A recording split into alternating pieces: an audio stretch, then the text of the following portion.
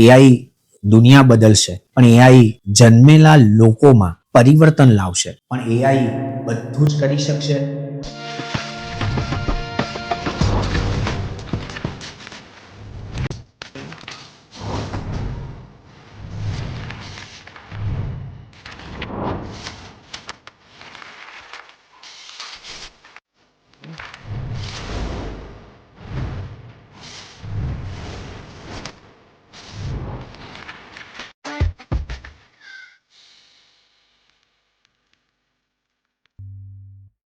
Breaking ન્યૂઝની દુનિયા છે. શું થયું અત્યારે, શું ચાલી રહ્યું છે તરત એનાથી બધાને વાકેફ થવું છે. વોટ્સઅપ વિશારદોની માયાજાળ છે. યુટ્યુબ ઉપર આપણે જેને પસંદ નથી કરતા એના વિડીયો યુટ્યુબ આપણને સૌથી પહેલા દેખાડે છે. જ્યારે એઆઈ નો સમય બધા ઉપર હાવી થઈ જવાનો છે એવી ચર્ચાની ચકચાર ચારેકોર છે. એક નિબંધ નાના હતા ત્યારથી પૂછાતો, હજુ જે લોકો ભણતા હશે એમને પૂછાતો જ હશે, વિજ્ઞાન વરદાન કે અભિશાપ. આ વિષય શાશ્વત છે. એઆઈ દુનિયા બદલશે, પણ એઆઈ જન્મેલા લોકોમાં પરિવર્તન લાવશે. પણ એઆઈ બધું જ કરી શકશે, આપણા વતી શ્વાસ લઈ શકશે એવું શક્ય નથી. હા, અપગ્રેડેશન દરેક પેઢીએ દરેક સમય સાથે જરૂરી છે, પણ એનો મતલબ એવો નથી કે આપણી કલા એઆઈ છીનવી શકશે. જેને આપણે નિર્જીવ કહીએ છીએ એ હવે સજીવ થવાના મોડ પર છે. ત્યારે એક વાત ચોક્કસ યાદ રાખવી જોઈએ, જે માત્ર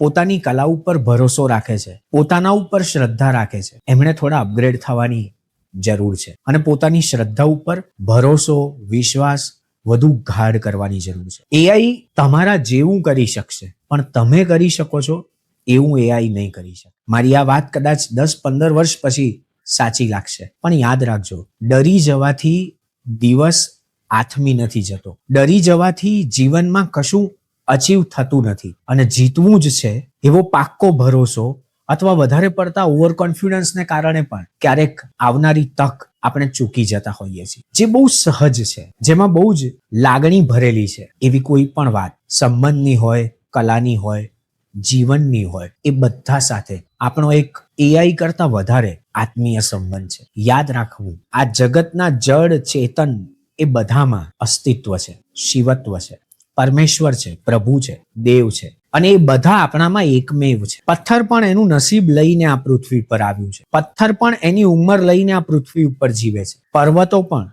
સદીઓ ગયા પછી રેતીના કણમાં પણ નથી મળતા. દરિયો પણ ક્યારેક રણ બની જાય છે. જેને વર્તમાન સાથે જીવતા આવડે છે અને જેને પોતાની ઉપર પોતાની જાતને સાંભળતા આવડે છે, એવા લોકોએ ડરી જવાની સહેજ પણ જરૂર નથી. નવા ટૂલ્સ, નવા સાધનો જરૂરી છે. એકના એક જ જબ્બામાં ડિઝાઇનર અલગ અલગ ડિઝાઇન કરીને આપણને આપે છે ને આપણને ગમે છે. એના એ જ ઘરનું રાચ રચીલું થોડાક વર્ષો પછી આપણે બદલીએ છીએ. એનો મતલબ એવો નથી કે આપણે પરિવર્તનને સ્વીકારતા નથી. વાત એટલી જ છે કે એ નવા ફર્નિચરને નવું છે ત્યાં સુધીનો જે સમય આપણે આપીએ છીએ અને એ પછી એનાથી ટેવાઈ જઈએ છીએ, એ બંને વચ્ચેના સમયને આપણે ધીરજનું નામ આપીએ છીએ. આપણી ધીરજ જો બરાબર કામ કરતી હશે, આપણી સાથે જીવતી હશે, તો આ જગતમાં એવું એક પણ કામ નથી જે નસીબ પણ આપણી પાસેથી છીનવી શકે. જે હાથમાં નથી લખ્યું ને એ મહેનત પાસે છે. જે કપાળ ઉપર નથી લખ્યું ને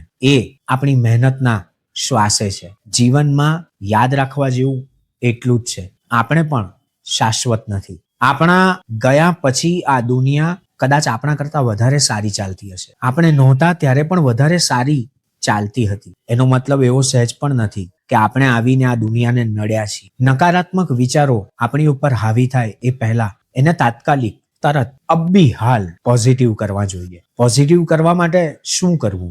સારું વાંચવું. સારું વાંચવાનું ન મળે તો આંખો બંધ કરીને થોડીક સેકન્ડો ધ્યાન કરવું. કદાચ ધ્યાન ન થાય છતાં પણ ધ્યાનમાં રાખીને પણ ધ્યાન કરવું. ક્યારેક સભાનતાથી કરેલું કામ પણ આપણને ખબર ન પડે એમ સફળતા અપાવી જાય છે. જેમ કે એઆઈ બધું જ સભાનતાથી થયું હશે છતાંય આપણને એવા મોડ ઉપર લાવીને મૂક્યા છે કે આપણે આપણા જ ફોનમાં આપણને ખબર ન પડે એમ એવી ડિવાઇસ, એવા ટૂલ્સ સાથે નવા બની શકીએ છીએ. ઉપયોગ એક વાત છે અને વાપરી નાખવું એ બીજી વાત છે. જીવનને ઉપયોગમાં લેવું છે કે જીવન વાપરી કાઢવું છે, એ બંને તો આપણા હાથની વાત છે. અને હાથમાં લખેલી રેખાઓ એ આપણા મહેનતની સૌથી પહેલી ઈશ્વરે આપણી આગળ કરેલી રજૂઆત છે. એને ઉકેલવા માટે કોઈ જ્યોતિષ પાસે જવાની જરૂર નથી. થોડી ખુમારી રાખી, આપણા કામ પર ભરોસો રાખી અને આગળ વધવાનું છે. તમે રેસમાં છો તો જલ્દી જૂના થઈ જશો. તમે રેસમાં છો તો તમે સ્ટ્રેસમાં છો. પણ તમે તમારી કલામાં મશગુલ છો તો તમારા જેવા નવા નક્કોર આ પૃથ્વી ઉપર બીજા એક પણ નથી. અને આપણે એક જ છીએ અને આપણા એકમાં અનેક જીવે જ છે.